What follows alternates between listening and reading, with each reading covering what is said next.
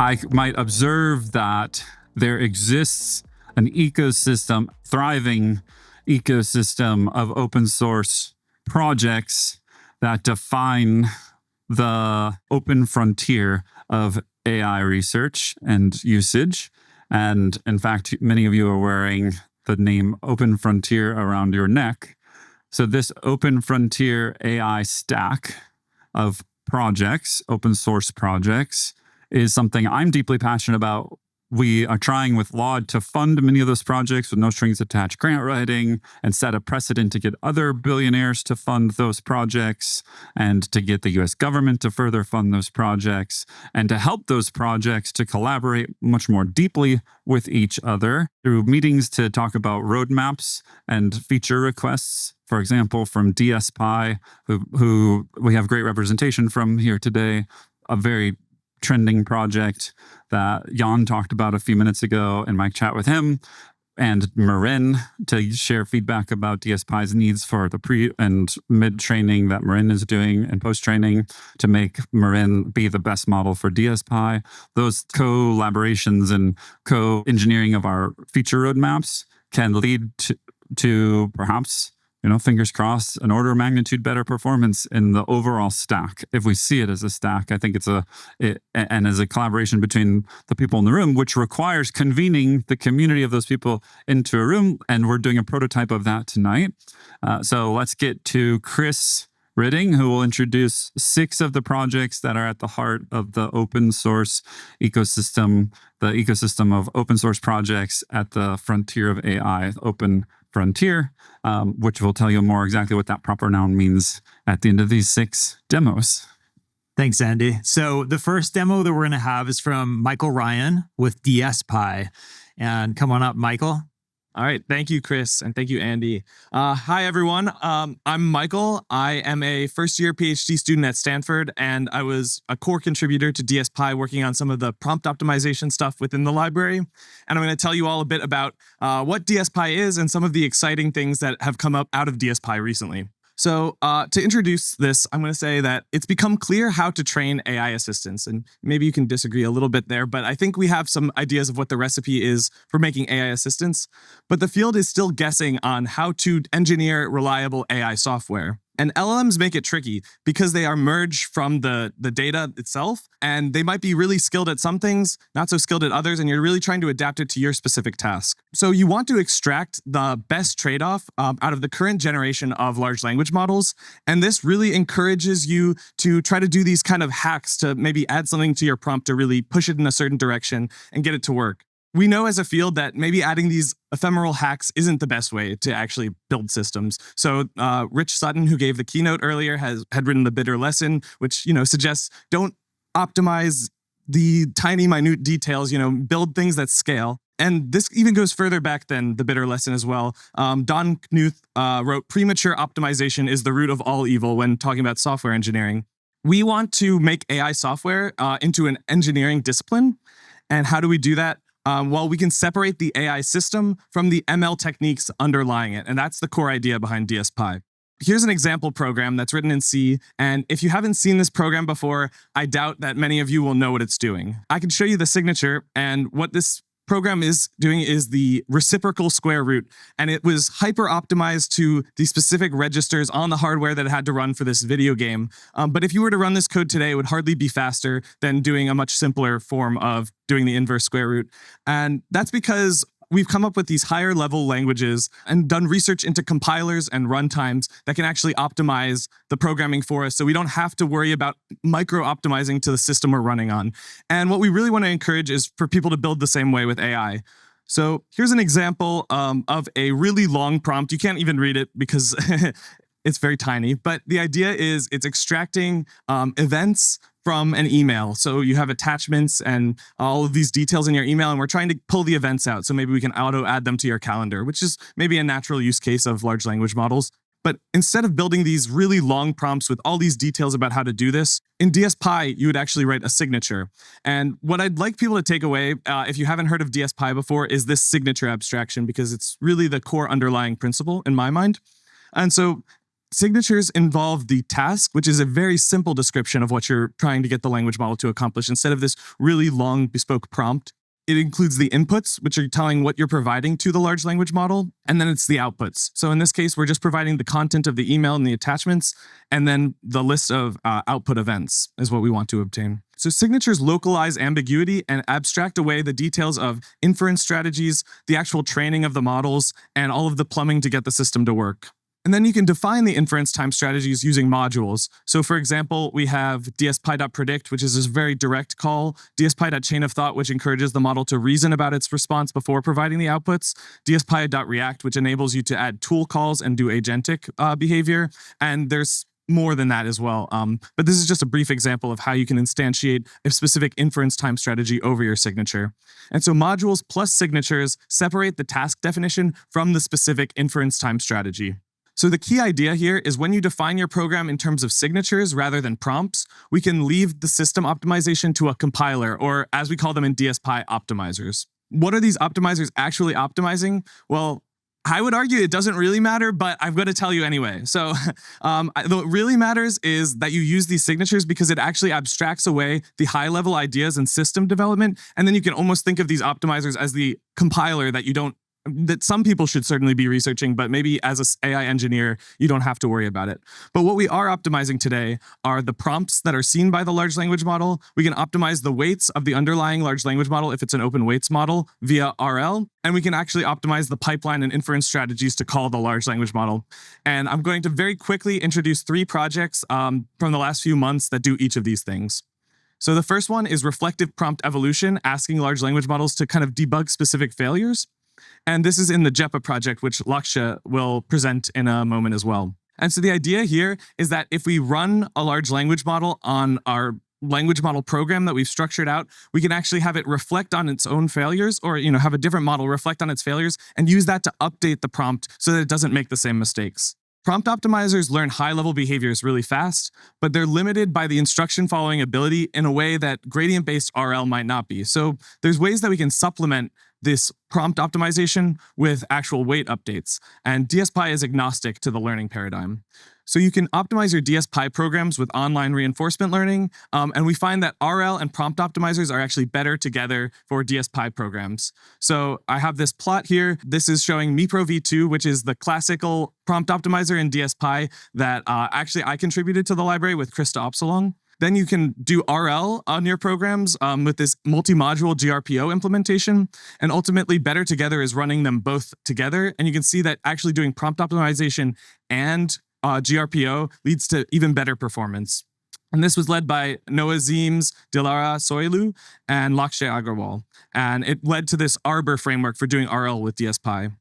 Then the last project I'm going to introduce is this recursive large language models. And so transformers are pretty limited. If you've interacted with a coding agent for many turns, you'll notice that there's this context rot problem that occurs where you're having a really long conversation. It tends to forget things in the context. And what we really want are these declarative modules that I was encouraging, these signatures where we say the inputs and outputs, but these tasks in reality must be decomposed in model-dependent ways. What if we allowed large language models to think recursively at runtime and essentially select what parts of the inputs they even need to view? And this project was led by Alex Zhang at MIT. So the idea here is if we have a signature that defines our inputs and outputs, we can actually put the input, the really long part of the input, into a Python variable in a REPL environment and just let the language model decide what parts of the inputs it even needs to view. So it can use tools, any Python code to actually extract parts of that variable and look at the right components. So like say you have maybe 5,000 emails, it can write some Python code to search for the proper emails in that context and actually feed those emails into another instance of that language model and just choose what it needs to view. And on this oolong benchmark, which is this really long context benchmark, you can see that the performance from GPT-5 to GPT-5 Mini actually doubles when you're using this inference time strategy. So it's 2 times stronger, and this is a fully general strategy. This is not made specifically for certain tasks in the oolong benchmark. It works for any call. So this would allow GPT-5 to generically process very, very, very long contexts. So in summary, DSPy is built on signatures, which allow you to specify your tasks, inputs, and outputs for the large language model to process. On top of those signatures, we define modules that allow you to select your inference time strategy for converting the inputs in the signature into outputs. And then finally, we introduce optimizers. Because you've abstracted away the actual underlying ML details of how your system works, we can automatically tune your system based on the high-level specifications. So DSPy is a really large project. It has over 350 contributors, and there are new applications coming out every month. Some examples are shown here. For example, Databricks has some projects built on DSPy. Meta has a Llama prompt optimizer built on top of DSPy, and the community is doing all these medical benchmarks, and many, many things are coming out on top of this. And the downloads per month have just hit about 3 million downloads per month. So it's a really rapidly accelerating project, and we're really excited to contribute with other projects as well and collaborate and build a community around this. So thank you. Next, we'll have Atash Guha, who's going to announce an exciting project. I wonder what it's called. Would the whole DS Agent team come? Who's presenting? My name is Atash. I'll be presenting OpenThoughts Agent, which is a sequel to OpenThoughts. At a high level, we're an open data pipeline for training agentic models. So for those who don't know, agents are the newest paradigm in LLMs. So we want to make LLMs solve real-world tasks. So you can imagine solving like a Python GitHub issue or like a chemical engineering task. Current AI agents are really, really good at solving these tasks like Claude Code or GPT-5 Codex. The issue is we want to use our own agent. Let's say we want to use something open source or have a specific task in mind. Building your own agent is really, really, really hard. You need a lot of really good data. You need significant compute. You need expertise in model training, which always are really, really hard to get. And we want to help this. So for clarity, these are the building blocks of agents. So you need agentic harness. You can think open hands, terminus, mini SWE agent. You need a model. So it could be open weights. It could be like GPT-5. It could be Qwen. But a lot of these aren't open source, so you can't train them end to end. So we don't know the train data for Qwen, for example. And the train data is almost never open. So all the agents that, most agents you see, the train data is not open for good reason. It's like hard. That's a lot of the value for these companies.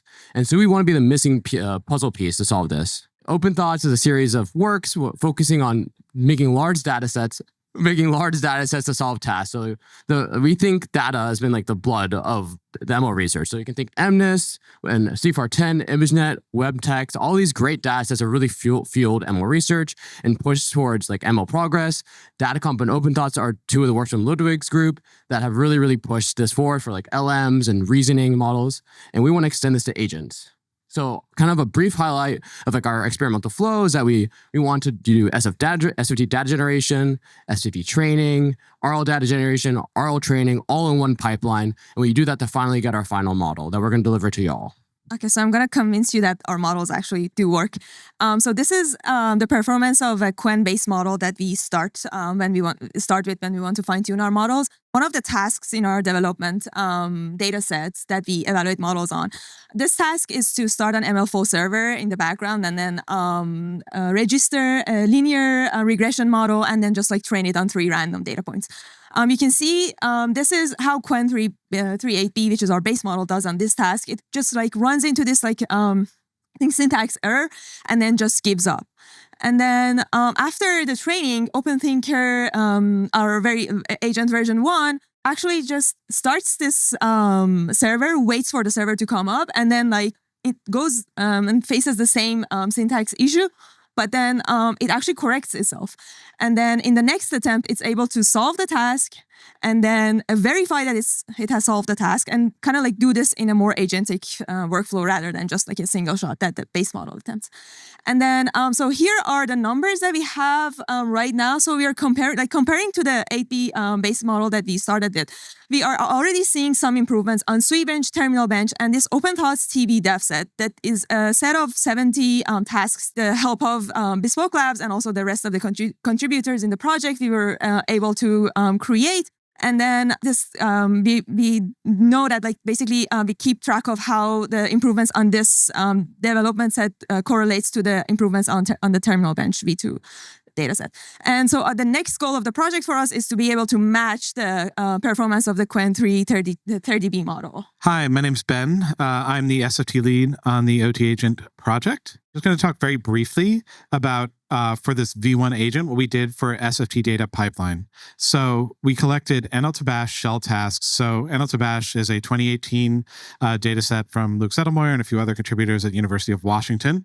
And we had GPT-5 Mini agentically permute these inputs and kind of transform them into variants. And then we use those, Mini used those, to create full-fledged tasks with verifiers and instructions and so on and so forth. We then collected these, kind of filtered them down to select only the ones that really worked for us. And this was the basis, one of the bases of our SFT data. We used GLM 4.6 as a teacher, and this was one of the kind of really interesting scientific findings we found very early on in this project, is that despite being extremely strong on Terminal Bench, GPT-5 is not a good teacher for Terminal Bench. We're very interested to figure out the reasons for that, but right now we're finding that open source models, particularly the large Chinese open source model GLM 4.6 from Z.ai, is actually the best teacher for these traces. And I'll hand it off to Charlie, our RL lead. Hi, everyone. My name is Charlie, and I work on RL for this project. For the RL pipeline, we generated the data by taking the same NL2Bash dataset. And different from SFT, for RL, you need verifier. And we used a GPT-5 Nano to write a synthetic verifier code. And afterwards, we filter out the text by using GPT-5 to go up past at the data and then filter out those that didn't work. So this is both of a data quality filtering and also kind of like a difficulty filtering. Finally, we have around 700 data in the end, and then we use those data to use GRPO on top of the SFT model checkpoints. The RL itself gave us 2% improvement on the development set that we use, and also 1% on sway bench. So admittedly, this is relatively marginal, but given the small data set, and we are really hopeful and excited about the scaling up the RL part of this project. And some things we're thinking about include fully async RL to address the straggler issue in this long horizon type of agentic tasks, and also kind of co-design the SFT and RL training recipe, and also iterate on more data, more experiments to find more signals. Hi everyone, I'm Richard. I work on a bit of everything for this project.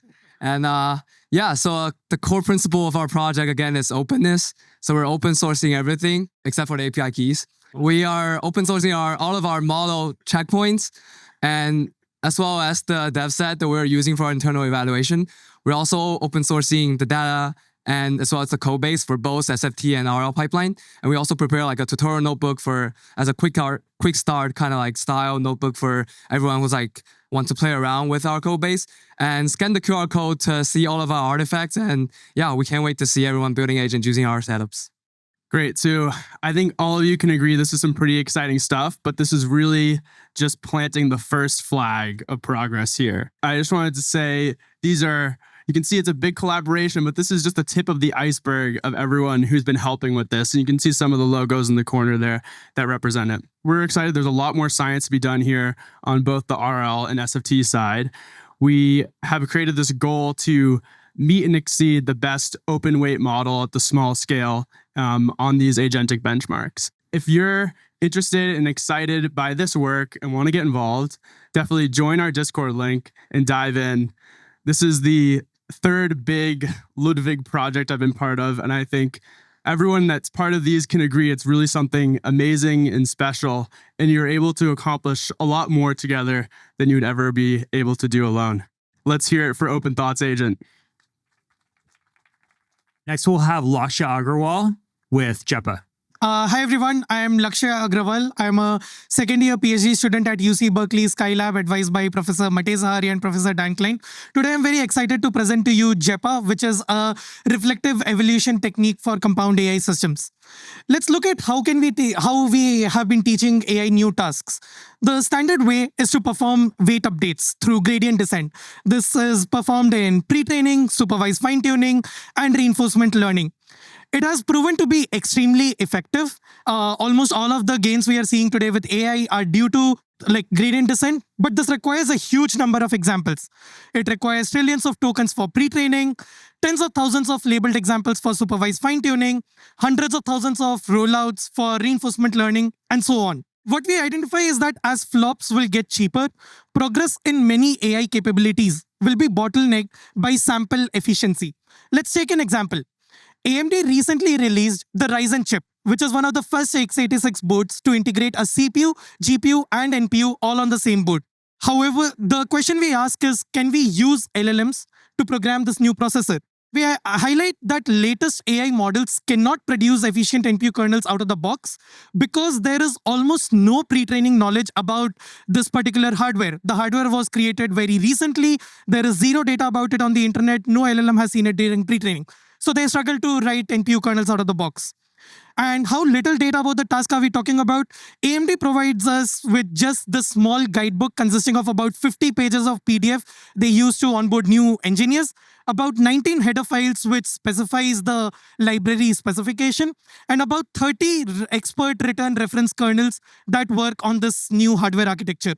They also kindly provide us with the NPU eval benchmark, which not only tests the functional correctness of the code being generated, but also tests how efficient the kernel is in terms of vector utilization.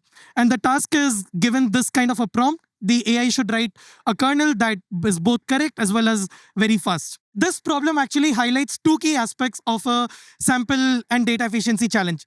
First, there is low availability of domain-specific knowledge resources. The second is expensive rollout. So either the LLM workflow for the task or the task metric is slow or very expensive to compute. So for example, in this AMD case, we have one hardware box and we want to profile it, and the profiler itself is going to take a long time. So if you want to do hundreds of thousands of rollouts, that's not really feasible. I also recently heard that some company wanted to run RL for Jira, but Jira is this very complicated software, and running every rollout on it is going to take a long time. So no matter how much compute you have, you will be bottlenecked by sample efficiency on this particular task. Let's look at what RL with verified rewards will do. Given a model and given a task, it will generate a bunch of rollouts in parallel. And each of these rollouts is going to contain a lot of structured information. The language model has its own chain of thoughts. It makes tool calls. Those tool calls go out in the environment. The environment returns, let's say, error messages or success messages.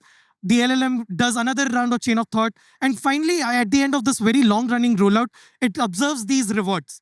An algorithm like GRPU can then take these rewards and convert it into gradients, which are then applied back to the model.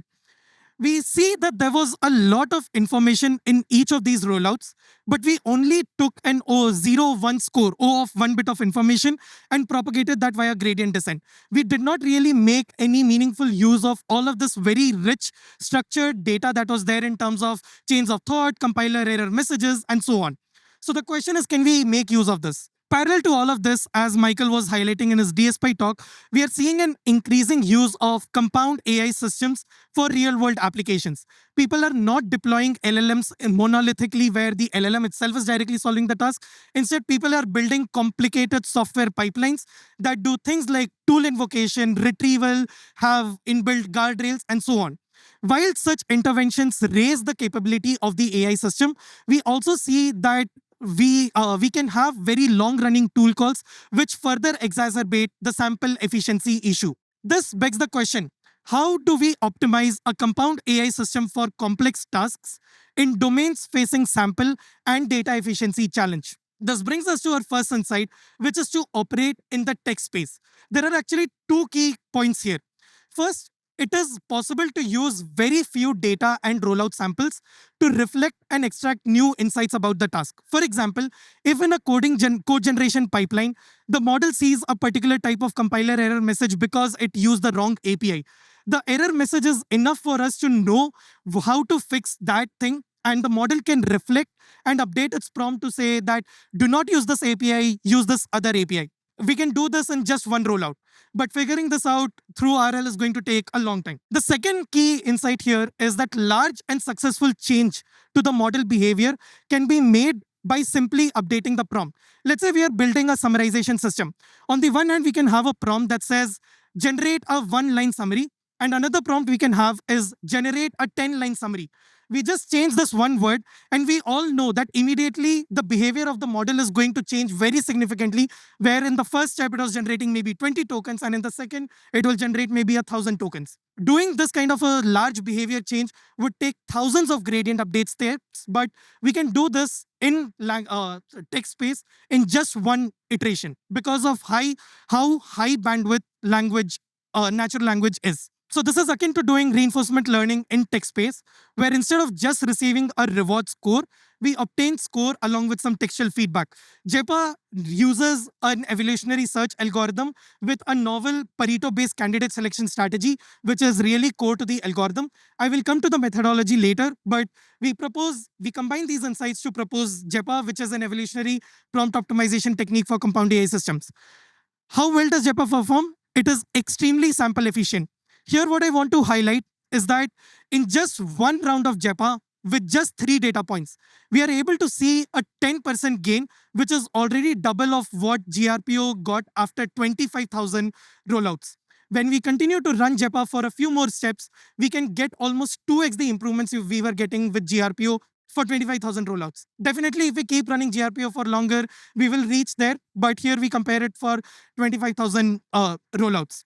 Unlike prior prompt optimization techniques, which would discover quirks like, please give me the right answer, otherwise my grandmother is going to be very angry, GEPA actually discovers truly insightful domain-specific insights. Here is an example. So for the multi-hop question answering task, we start with a prompt that simply says, given the field's question and summary of past retrieved documents, produce the field query.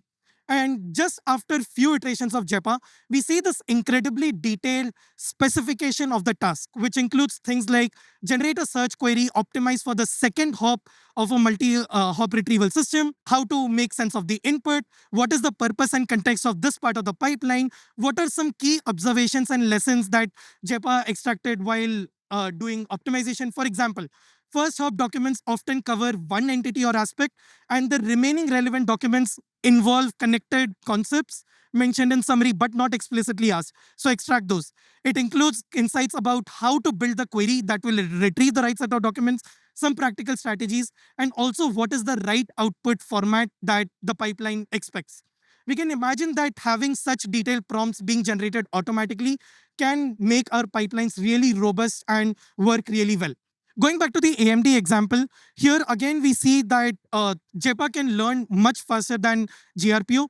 The y-axis here is on log scale, so the difference is actually quite significant beyond what we are able to see visually as well. Applying GEPA to the agent that AMD had written directly improves its performance by almost 7 times, improving it from 4% to 30% on the AMD NPU eval benchmark. One thing I want to highlight in the prompt that GEPA generated for the AMD task is this sentence it says about avoid including adf.h. What I want to highlight is AMD actually has a library called adf.h, which works for NPU kernels, but it does not work with the latest NPUs that I was working with. And GEPA, in just one round of reflection, was able to figure out that, oh, adf.h does not work with this library, with this hardware, so avoid it. These are the kinds of latent specifications that we all discover, and we have spent so much human engineering effort trying to discover these latent specifications about our task. And GEPA can do all of that fully automatically for you. Let's look at how does GEPA work. So the first key insight is that prior learning techniques would only consider numeric scores as learning signal observed at the end of very long-running rollouts. Instead, GEPA uses reflection, which is use domain-specific textual feedback as additional learning signal, making large updates from just one rollout. One thing I want to highlight here is that all of us have been building LLM-based pipelines. LLMs are text in, text out engines, and therefore all of our pipelines do process a lot of text. Even our evaluation pipelines, for example, if you have a code generation pipeline, you will run a compiler, you will actually execute the code produces a lot of logs. So what I'm saying is all of our execution and evaluation pipelines already produce a lot of texts, which we have been collapsing into scalar rewards for consumption by GRPO. All GEPA is saying is you should surface all of this information, all of this very rich and structured information which you already had in your pipelines, and just show it to GEPA, and the optimizer will make use of all of this. The second key insight behind GEPA is that most AI optimization techniques would focus on improving the aggregate score across the entire dataset at once, missing on data point specific improvements. Let's consider the AMD example again. Let's say there were 2 data points in the training dataset. One was to write a fast matrix multiplication kernel, and another was to write a fast convolution kernel. We can imagine that the difference in the workloads for these 2 kernels necessitates slightly different insights to make both of these work. Now, if we ask the AI to write a prompt that improves on both of these tasks at the same time, that's going to be a really challenging problem for it. Instead, GEPA frames this optimization problem of finding the best prompt on aggregate as a multi-objective optimization problem, where first it will ask the AI to find the insight that will make matrix multiplication work really well, and independently ask it to identify a prompt that will make convolution work really well. And once we have discovered insights that make both of these tasks work well, we can then think about how can we aggregate these 2 insights into a single prompt. So GEPA uses this candidate selection approach called Pareto-based candidate selection approach, where in the training dataset for all the data points, we identify what is the best prompt on any one of these data points, which can be selected in the next round of evolution. Just combining these 2 techniques gives us a very powerful optimization algorithm. And with these 2, we propose the GEPA optimization algorithm. I'll not dive into the algorithm itself. We can discuss this offline, or you can have a look at the paper. But what I want to highlight is GEPA is an extremely general technique. While I've been highlighting code generation, it works really well on tasks like Hotpot QA, which is a question answering benchmark, on if bench, which is an instruction following benchmark, very recent from AI to actually, on hover, which is a claim verification benchmark, and even on math reasoning, we are able to improve GPT 4.1 mini's performance by almost 10%. Just by optimizing on the prompts. And the other key point I want to highlight here is that because GEPA only requires black box access to the models, you can use whatever frontier models you have access to and optimize them to be really good. And here actually GRPO had access to 24,000 rollouts, whereas GEPA outperforms it on IF bench with just 600 rollouts as well. The Pareto approach actually is really important. What we see is that, let's say you just have a reflective evolution strategy where you're selecting the best prompt candidate that you have so far. It gets stuck in the local optima. For example, starting from this seed candidate, the model was able to find one new candidate. But now, because it is every time selecting this particular candidate, it keeps trying to improve that, but it wasted all of the rollout budget just trying to improve this one prompt. On the other hand, GEPA avoids this local optima by using this Pareto-based candidate selection strategy, which ensures that we get a very balanced and diverse search tree. And we can also see that just this candidate selection strategy is attributable for more than half of the gains that GEPA is able to see compared to prior optimizers like TextGrad, Trace, OptoPrime, MIPRO V2, etc. While I've been discussing GEPA for prompt optimization, GEPA goes much beyond prompt optimization. Each node in the tree represents a set of prompts when GEPA is used for prompt learning. Now, GEPA is a generic text evolution engine where given any target metric, GEPA can reflectively evolve this text. Instead of prompts, we can have anything that is representable as text, and we can evolve that with GEPA. One example is we have an entire agent harness where we have like multiple agents, the prompts defining those multiple agents, along with the control flow that controls when a particular agent is being invoked. At the end of the day, this entire complex harness is one piece of text. We can make GEPA evolve this one piece of text. One example we did is on the ARC AGI benchmark, where the task is we are given some training samples. As a human, we can see that the transformation is simply that we want to color the corner square with yellow. The AI's task is to then figure this out by just looking at these 4 images and apply it to an unseen test input. We applied GEPA for this task, starting from a very simple chain of thought agent, which just does one step. And in just 16 iterations of evolution, GEPA was able to find this very sophisticated looking agent that is actually coming very close to the SOTA human engineered ARC AGI agent today, achieving more than 5.5% improvement on ARC AGI. And this agent actually does rule hypothesis induction, then generates the code, and it automatically debugs and refines this code. And all of this code was written by GEPA without any human intervention telling it like, oh, you can think about executing Python code, or you should think about debugging or refinement or anything like that. And this is actually an example that you can go and run right now by going to this collab notebook on the top right. Applying this kind of an agent optimization strategy, we are able to get more than 20% gains on the Math 500 dataset with GPT 4.1 Nano. And on our KGA, we are able to see like a plus 5.5% gain. GEPA not only works for text-only models, we have seen GEPA work really well for multimodal models. For example, on OCR, we are able to cut Gemini 2.5 Pro's error rate by almost 35%. And this was something found by Intrinsic Labs. It's being used in production by leading enterprises as well as startups. For example, Databricks recently wrote a blog post about how they achieved 90 times cost reduction in their production deployed agents, achieving both a cost quality Pareto frontier improvement. Not only can GEPA improve your GPT OSS performance and make it match and even outperform Claude Opus 4.1, it can even improve Claude Opus 4.1's performance quite significantly. One thing I want to highlight from this diagram is the performance gap or the performance improvement you see on Claude Opus 4.1 is actually more than the one you see on GPT OSS. So what this highlights is this very interesting thing that the better the model is, the better gains you will get with the GEPA optimizer as well. GEPA has been seeing widespread adoption in the industry. I'm very glad that Toby Lutke, the CEO of Shopify, and Drew Houston, the CEO of Dropbox, tweeted about it. OpenAI recently wrote a blog post about how you can create self-evolving agents using GEPA. GEPA is fully open source. There are many tutorials across different industry verticals. And we do not tie you to any particular framework.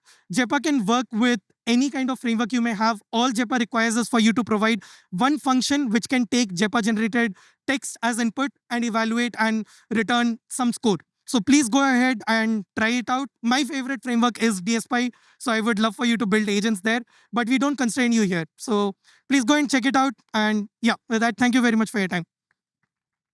Thank you, Laksha. Next, we'll have Alex Shaw with Harbor. Hello, everyone. My name is Alex Shaw. I work at Laude Institute. I helped build Terminal Bench, and then Harbor is kind of a project that spun out of Terminal Bench from some of the findings that we had, seeing how people used the benchmark and also the framework that we had built as part of the benchmark. Actually, for most of this presentation, I'm just going to be walking us through a day in the life of an agent developer. Obviously, the first thing an agent developer thinks to themselves is, I have an agent and I want to know if it's good because I want to use this agent for something, right? I probably am trying to ship it to customers and I want to be able to sell it and make money and build a business. If you're a good agent developer, then the next thing that you'll think to yourself is, I should build an eval for my agent. And then you'll ask, what do I need? If you want an eval, then you need data. And what should this data be? Your agent needs to know what it's supposed to do. So you should probably give it an instruction. And then, right, what's the difference between an agent and just a model? Well, the agents are supposed to do things. And specifically, they're supposed to do things on computers right now. So you should probably give it a computer. So we'll give it a container, right, like a simulated computer. And then finally, we need some way for us to know whether or not the agent actually completed the instruction inside the container. So we'll have some tests. And these tests can be anything. Like they could be unit tests. They could be some performance improvement that we're checking for. They could be an LLM as a judge. So this is pretty generic. And so now we have our data. So now we ask ourselves, how do I evaluate on the data? Well, we're going to follow this process. So take note of this. Step 1, start the container. Step 2, give an agent the instruction. Step 3, let the agent interact with the container. Step 4, run the tests. And step 5, return a reward. Okay, so we do that and we have a lot of tasks. So we queue up 100 of them and the containers are slow. So if you've ever used Docker before, you'll know it's like 10 seconds to start, 10 seconds to tear down. And that doesn't even include the amount of time the agents actually spend trying to perform the task. So what's the solution here? Well, let's run them in parallel. So we start running them in parallel. We get up to 4, maybe 8, maybe 12 if we're lucky. But then we quickly find out that we are starting to run out of cores. On Terminal Bench, we had 80 tasks in the initial release, and we actually had a contributor go out and buy a machine with 128 cores on it so that they could run all of the tasks in parallel. But obviously, we don't encourage people to go buy 128 core machines. Instead, the solution is to run them in the cloud. So we send off these containers to the cloud now, and we've successfully solved our parallelization problem. So we're running lots of tasks at once. So the next question I ask myself as an agent developer is, how should my agent interface with the environment? Well, agents are just programs. So install the agent into the container and run it there, and then it can do whatever it wants with its tools inside the container. So we do that. We have our tasks. We have them parallelized. We install our agent in the container. We let it run loose. And, maybe we get back a very unfortunate score, like the DC agent original score or OT agent was a 0.0 with the Qwen base model. So that's not a good number that we want to see. Maybe we'll pull some of the tricks that they pulled to get the performance up. So the first thing that we can do that's simple, with a nod to Laksha, who just talked about GEPA, is we can try to optimize the prompt. So GEPA seems like a good option. Well, what do I need to optimize the prompt? I need data in the same format as before. And how do I use the data?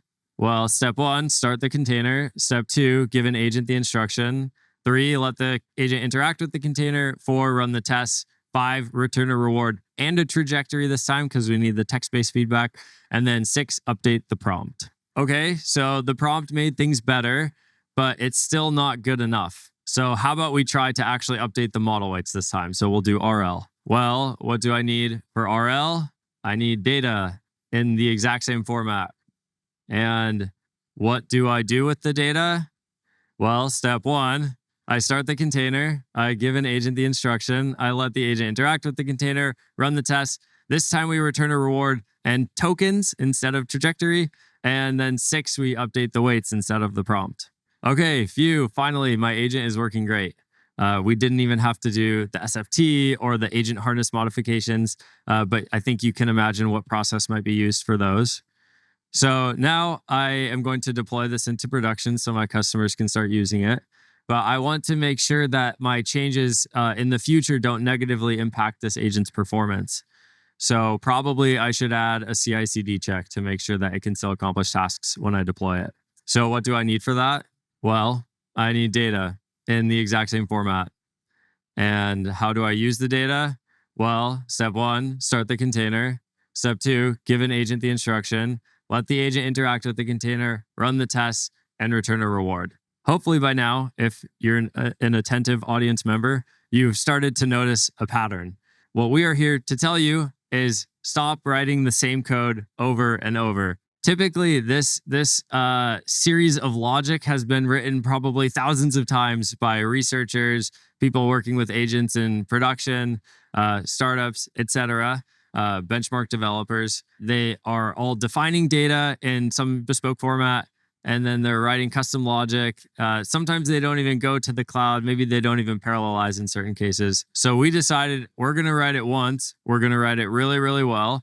And we're going to define a task format that is extremely flexible that people can use to define arbitrary agentic tasks. We're here to tell you, instead of doing what you used to do, start using Harbor instead. So Harbor is a pip installable library. It's our new package for defining and using agent environments for evals and rollouts. Specifically, right now, Harbor has a standard task format. So this was heavily informed by the terminal bench task format. It has a lot of popular agents pre-integrated. So Many-Sui Agent, OpenHands, Terminus 2, Claude Code, Codex, etc.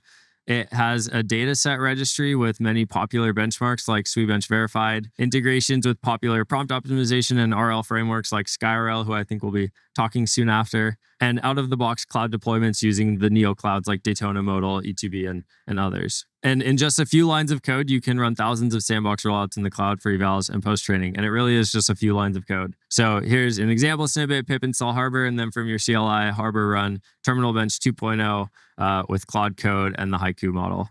With that, here's a QR code to the Harbor docs if you guys want to check out more, if you want to try using it. But in general, if you ever perform an agent rollout, you should be thinking to yourself, maybe I should be using Harbor for this instead. And that's my presentation. Thanks, Alex. Next, we will have Tyler Griggs with SkyRL. Thank you. Hey, everyone. My name is Tyler Griggs. I'm a third-year PhD student at UC Berkeley in the Skylab. I'm, of course, presenting SkyRL on behalf of many, many wonderful members of the SkyRL team and a bunch of contributors, external contributors, many of whom I see here today. So thank you all for coming out. What I'd like to do in this talk, given the short time, is I just wanted to motivate the problem that we are trying to solve with SkyRL and give you the briefest of sketches of how we're doing it. And then hopefully you'll be interested enough to come find me afterwards and ask for more details. And so the way that I want to motivate why we built SkyRL and what problems it still is trying to address today is by walking through how we've seen the open source development of some popular frameworks folks have used to actually do reinforcement learning on language models. It's going to be a bit reductive, and you may disagree with some of the points. Let's talk about that after. The way I want to do this is walking through a few different eras. The first starting with RLHF. And the way I want to do this is I want to motivate what the system workload has looked like and how that's led to what the open source stacks for RL often ended up looking like. So the first being RLHF, the characteristics of this workload were largely folks doing single turn training. So you weren't doing multiple turns of iterating between your inference engine and some other external environment. You were largely just generating text on each turn. You weren't calling into any tools, and the context and the rollouts were generally shorter. And so the way that folks built these frameworks is by co-locating and tightly coupling training and inference, which means you're running both your inference workload and your training workload on the same hardware.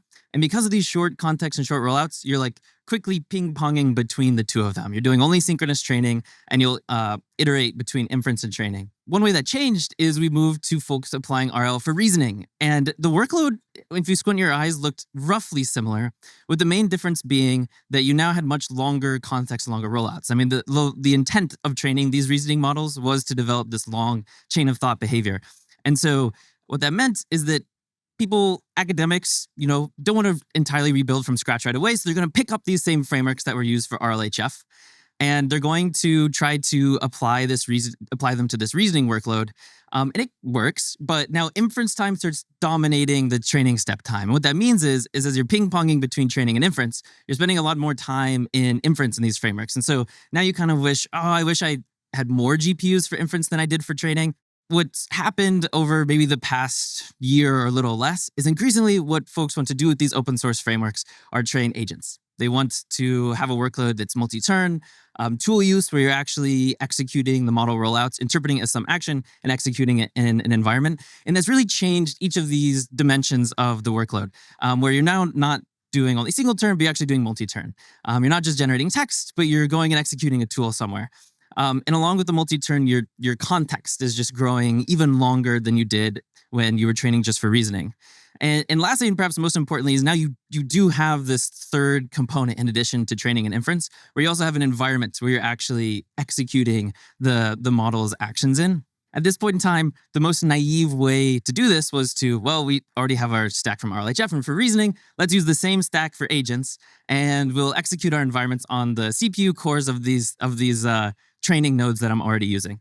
And so at this point in time, it had become entirely clear that the system requirements that had evolved quickly over the past, 18 to 24 months, had now gotten to a point where they diverged significantly enough from what we were doing for RLHF that it's a good time to rethink the way that we're building these reinforcement learning stacks. So with that, I want to talk about what do we want from an RL framework? What lessons should we take away from this that are largely the design principles that led to us building SkyRL today? So a few things that we want. The first is support for diverse backends. When we were originally building SkyRL, the thought process was, we see many people using or doing RL, and we see them, have different developer expertise or different interest in these different training backends, different inference backends. Of course, there's a million people building a million different environments. We like to make it really, really easy for them to bring them. But at some point, some parts of this shifted. Like maybe any given one of you, don't really care about FSDP, DeepSpeed, and NVIDIA. You just want like one happy path on one of these.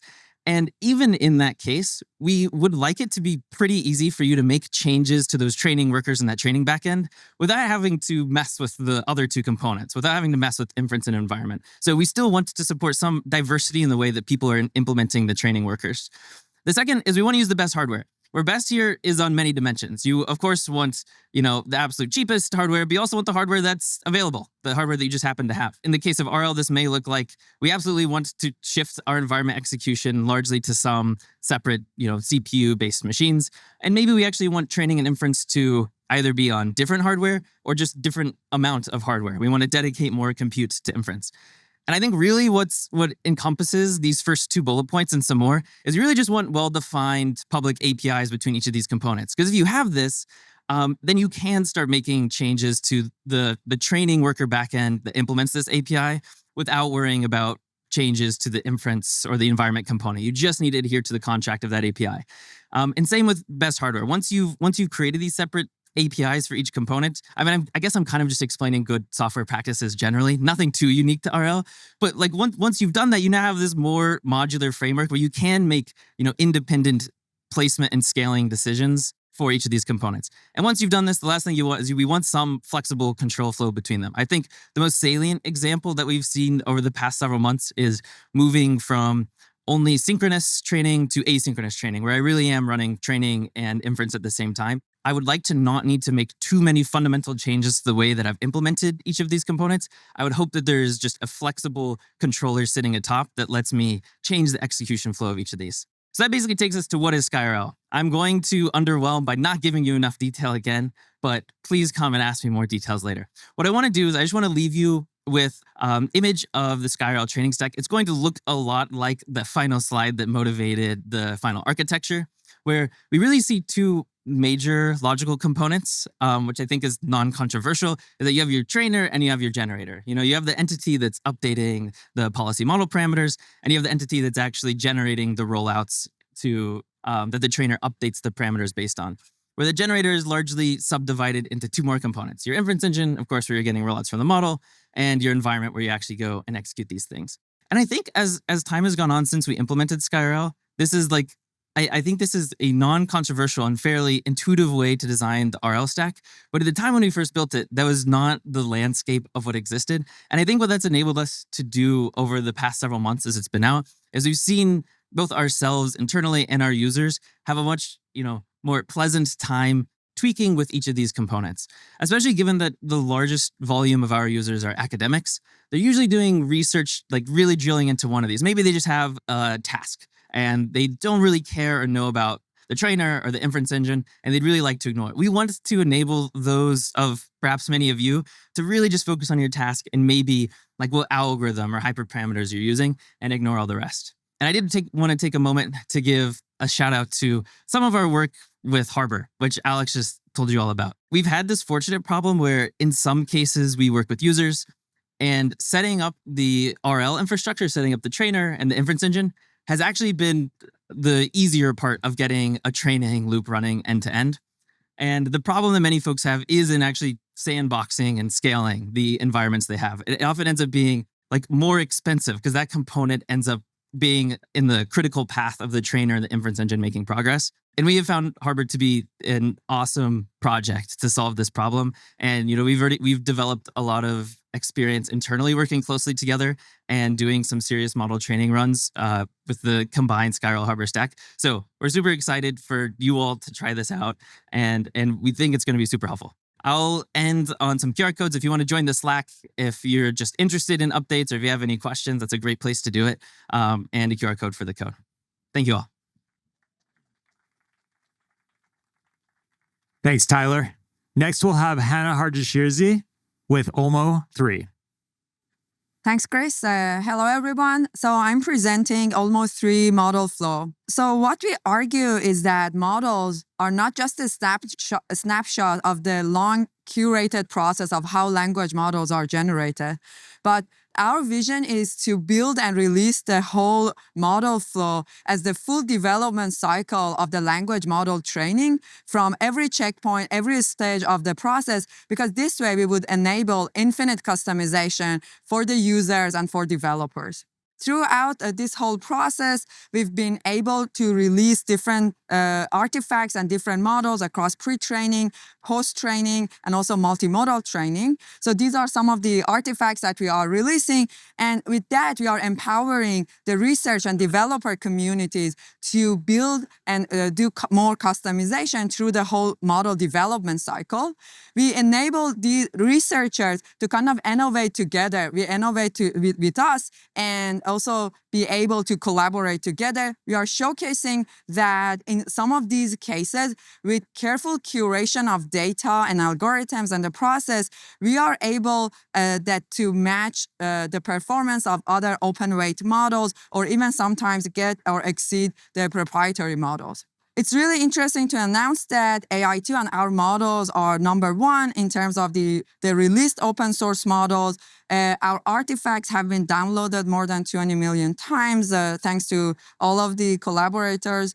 And we have released, in particular, now I'm going to talk about the OLMo models that a few weeks ago we released OLMo 3 as a group of fully open models across different capabilities, which I'm going to talk about. But this is basically the snapshot of what I mean by model flow, and the argument that even nowadays, the open weight models only release the final snapshot of the model, which has gone through the entire process of pre-training, mid-training, long context training. You don't even know what are all these stages. And then finally, you will see those models, right? So here, the curves that you are seeing in OLMo, we are releasing everything where the latest base model that we had was Qwen 2.5. And then the final post-train model, which is us, OLMo 3, is comparable on many benchmarks compared to Qwen 332B model. So here is the different paths that we charted through this whole model flow cycle. We have our base model, then we trained our instruct model. We trained a thinking model, which basically the model generates thinking traces while it provides the answer. And then finally build the RL0, which is mostly for researchers to understand what does it take to actually explore different RL frameworks and RL algorithms, just starting from the base model. Now, let me just talk about one of these artifacts, OLMo Think, and how do we can make a thinking model from scratch. So as I said, there are many different stages throughout training, and we need to be able to kind of integrate data or curate data at all these different stages. Throughout pre-training, our old data mostly consisted of web data, and this is not very suitable for reasoning purposes. So we need to add heterogeneous data across math, STEM, code, and many more. But now the important question, how to filter this data and how to mix all these different sources of data. Long context, that's also very important. Like we all know, all these thinking traces require longer context. And the important stuff is how do we get this long context data? It's generally very hard to acquire long context data. Mid-training and post-training, as we are tackling more and more complex problems, collecting and curating data at the scale is much harder. So how do we come up with a smarter, creative way to procedurally generate synthetic data such that they are more suitable for thinking and training? And then importantly, very relevant to the last talk, how do we improve and scale up RL environment such that these thinking and reasoning traces happen? And then finally, all together, how do we optimize for quality versus cost such that we achieve good result with the minimum amount of GPUs or resources? And then how do we even do good evaluations when we are tackling more and more complex tasks? And then how do we outperform other open weight models, especially since we don't know what is going on in the training data? Our principled approach to tackle these problems is iterative refinement, where we are looking at capabilities that we are trying to improve, and then we have this feedback-driven improvement process. We make sure that they are all grounded in science and we can have configurable development. For like everything should be data driven. We need to build really good evaluation setups such that they can give us good signal throughout the whole training process. And then finally, something that is very important, I'm hearing it from all the amazing talks today, which is we need to have a good balance of innovation and execution, which is it's really important to have kind of parallel groups, explore different ideas, but we need to be able to combine and integrate all these in a really good way. And then we have shared the standards to kind of evaluate which of these methods work, what doesn't work, and then integrate. So here are the stages that we've used throughout the model development for OLMo Think, throughout something that we at the end of this stage, we call it OLMo 3 base. We have 3 steps of pre-training, mid-training, and long context training. And throughout this process, we curate a new data set called OLMo. Again, this is so important. We need to make really important things into consideration before the pre-training run. We need to, because we are always limited by resources in general, so we really need to share the standard and be able to have information of what things work at a smaller scale. So it's really important to establish good scaling laws, know what metrics to optimize, and then make sure that we are doing it scientifically. And then during the pre-training run, stability is so important. So we keep improving the stability of the model such that we could scale it up over time. And also the infrastructure such that training can happen faster. I'm not going into the details, but this is OLMo 3, the pre-training data. So we've done all these steps, and then we have developed some optimization procedure to do what is the optimized mixing for the shared standards that we are following. In particular, some of about 100 or more evaluation benchmarks that we are kind of considering to see what is the best optimization mix that we are considering. And as you see, now we have almost 70% of this data being web data, and then now we have math, science, or code data. Throughout mid-training, we are doing targeted capability boost. Again, we do the same mixing procedure, but now we know we are more targeted toward, for example, thinking process. And now the new mix have much less web data, but a lot more science, STEM, and so on. And we've made sure to have this kind of loop, feedback-driven loop, and a lot of integration tests to make sure that these capabilities that are being added are not hurting each other, and overall we have improved general capabilities. Finally, long context, which is super important. And how do we get a longer context data? We are using a lot of long context data from scientific papers, but generally it's very hard to process these PDFs. Obviously, you could use one of the API-based model to linearize that, but that's very expensive. So instead, we built this tool called OLMo CR, where it is able to linearize PDFs into kind of a pre-training data format. And with that, we've managed to collect about 1 trillion tokens for long context, which are using it in our long context training. Okay, so now very quickly moving on to post-training. Again, in post-training, supervised fine-tuning is super important. Everybody who's worked, also some presentations here, that we really need to collect and curate high-quality data. And we need to kind of think of a smarter way, creative ways how to collect that data, which is like procedurally generate these type of chain of thoughts that would kind of warm start or cold start, whatever name you want to call them, the reasoning process. We've also collected preference data, and the important kind of observation that we got from preference data was that it is really important to ensure the contrast between those generations. It's not just like now that the models are very strong, it's very hard to have high contrast data. And we realized this is actually super important for our preference tuning stage.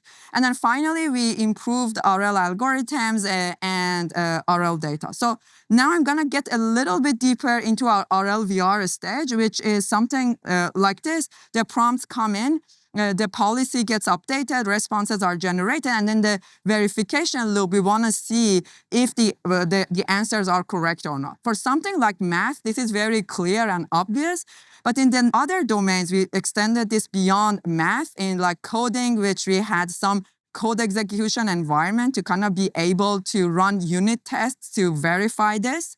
We had instruction following for RL, which is what percentage of constraints are getting satisfied, mathematical reasoning, and general chat, where we use LLM judges to evaluate if the generated responses are good or not. Something that was very important, and I'm not going into the details, was this mixing was actually really helpful, and it helped us to kind of balance the impact of each of these data sets if we kind of sequentially train with them or we kind of applied each of them separately.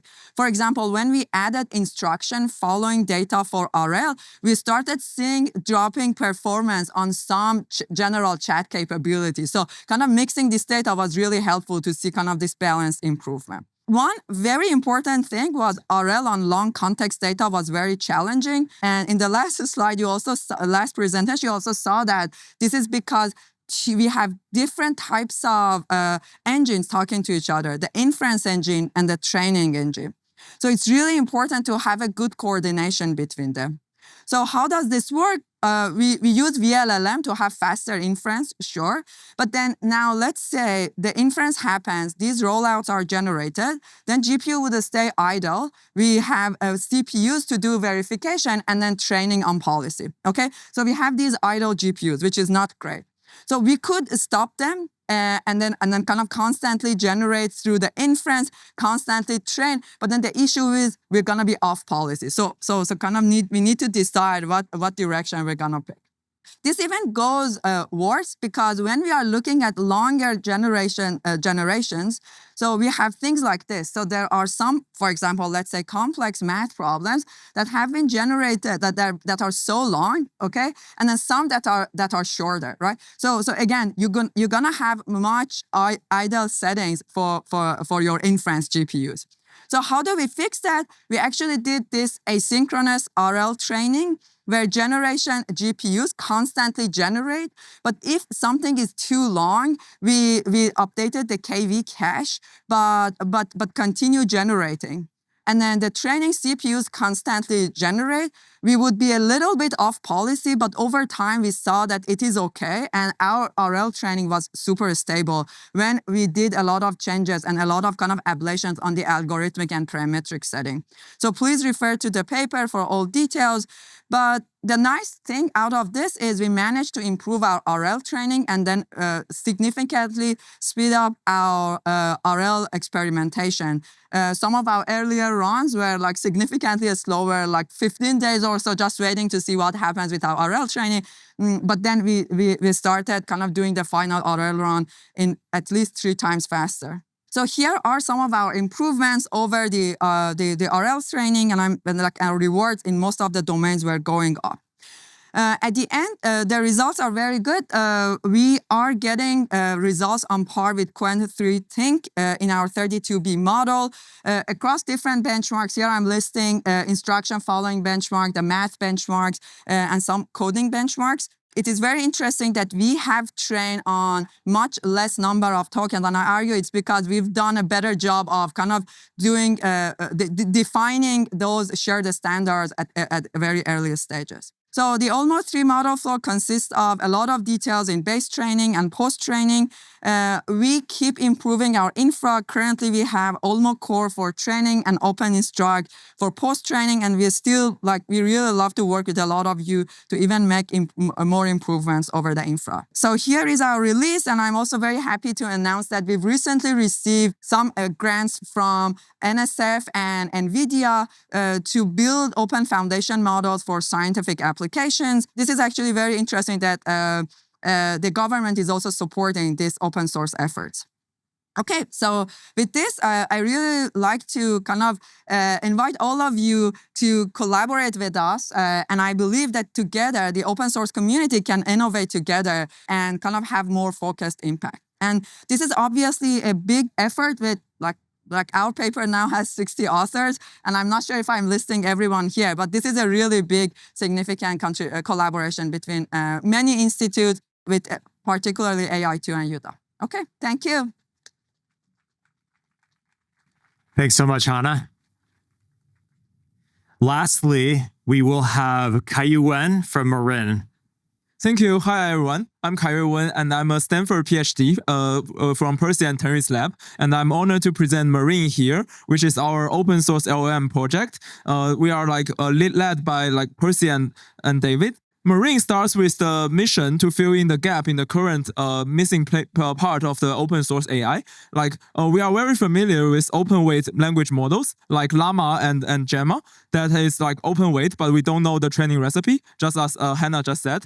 And we have these great projects that like OLMo that essentially let us see the weights, the code, and the data, and but we don't see the actual development process. So Marin is like a project that we essentially will open our development process and our trial and error in real time to let everyone to see our progress and also contribute. So how do we do that? Our solution is very simple. We have this development cycle based on the open source software development stack. So this is actually based on GitHub issues, PRs, and also 1DB reports. So we will develop models by raising GitHub issues to lay out our experiment plan, and then essentially execute everything in public, and then summarize our scientific discovery in 1DB report. Very early in our development cycle, we have already produced two very strong models. Our Marin 32B base is the best open source base model at its scale at the time of release, beating OLMo 2.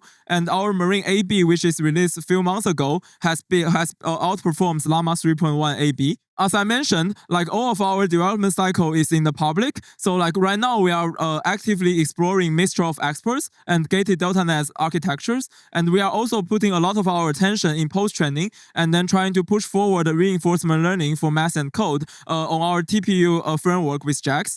This is supported by a lot of help from the open source community. And we are also trying out new data mixtures and synthetic data generations. While developing our language models, we are also conducting fundamental research related to language model training, including optimization, sample efficiency, and also scaling law.